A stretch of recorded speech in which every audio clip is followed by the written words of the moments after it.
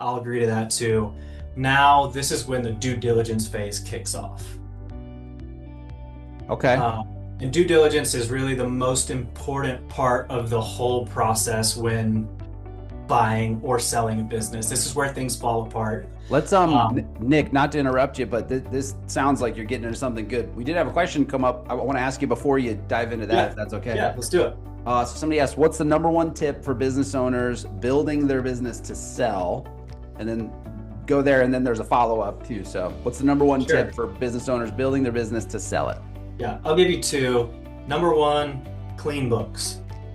It's Oh, not, you're it's not oh, a, you're making me yeah, so happy. I yeah. love that. Yeah. It's the cleaner the finances, the easier it is to go through them and see how the business is performing, the better for both sides. It's gonna give confidence in the buyer that they're buying a good business.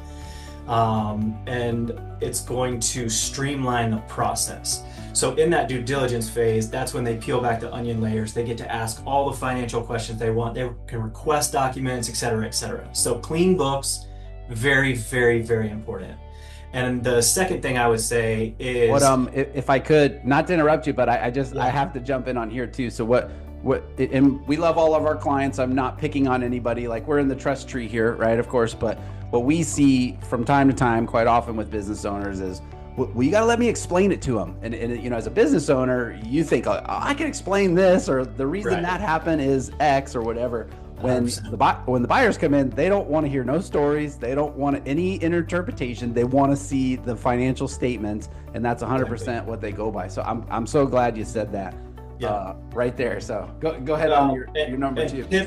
tip number two, I would say, is try and remove yourself as the business owner as much as possible. And I know this can be really challenging for people for a multitude of reasons, whether they haven't been in business that long or, they're not good at delegating, whatever it is. But I would suggest get processes in place and delegate out as much work as you can so that a buyer comes in, and let's say that you've been running a business for 10 years, it's doing really well.